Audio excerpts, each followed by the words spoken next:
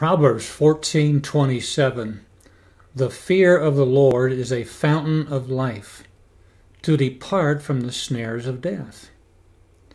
Ponce de Leon searched for the fountain of youth, though there is no historical evidence and is considered a myth by most historians. He may not have actually searched for such a thing, but millions have sought out means to remain young and vibrant. Perhaps today more than ever is this phenomenon. However, most look in the wrong places and don't recognize this simple biblical truth that the key is a fear of the Lord. The man who fears the Lord will be greatly blessed. Listen to the psalmist. Chapter 128, he says, "Blessed is everyone that feareth the Lord, that walketh in his ways. For thou shalt eat the labor of thine hands, happy shalt thou be, and it shall be well with thee. Thy wife shall be as a fruitful vine by the sides of thine house, thy children like olive plants round about thy table. Behold, that thus shall the man be blessed that feareth the Lord. The Lord will bless thee out of Zion, and thou shalt see the good of Jerusalem all the days of thy life. Yea, thou shalt see thy children's children, and peace upon Israel." The man who does not fear the Lord will be destroyed by the deadly snares of this ungodly world. Proverbs 10:27 says, "The fear of the Lord prolongeth days, but the years of the wicked shall be shortened." Ecclesiastes 7:17, "Be not overmuch wicked, neither be thou foolish. Why shouldest thou die before thy time?" The fear of the Lord is a holy desire to please God and reject sin. The Proverb 3 verse 7 says, "Be not wise in thine own eyes. Fear the Lord and depart from evil."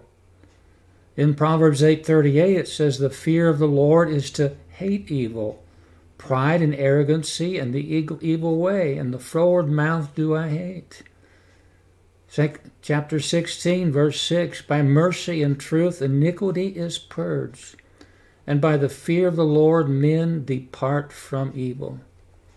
This principle of fear of God guides us away from all that would harm us and becomes the fountain of life.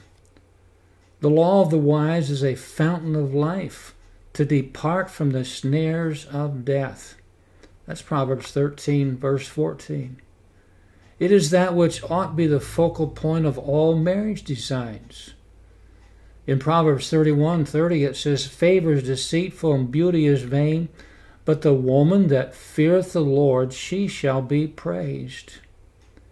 The fear of God becomes of utmost importance in the education of a child.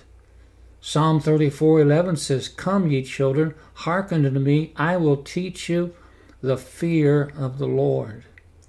If you can abstract and tell me all the historical documents, if you can give me the formulas of science and physics, and you can tell me all sorts of trees and plants and animals, and yet not have a fear of God, there is something vastly missing in your life.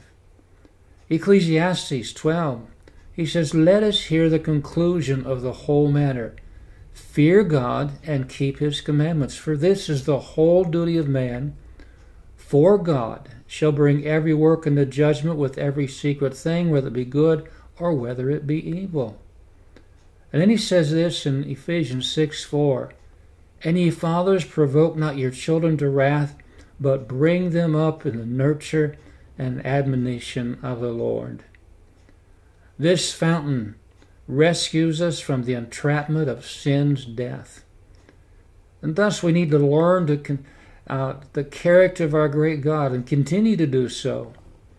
Let us know of his power and his holiness and his infinite knowledge that registers even every thought of every man, records every hair on their head. Let us look at this marvelous God and allow a fear of his awesomeness to envelop our whole being, and thus we find the fountain of life.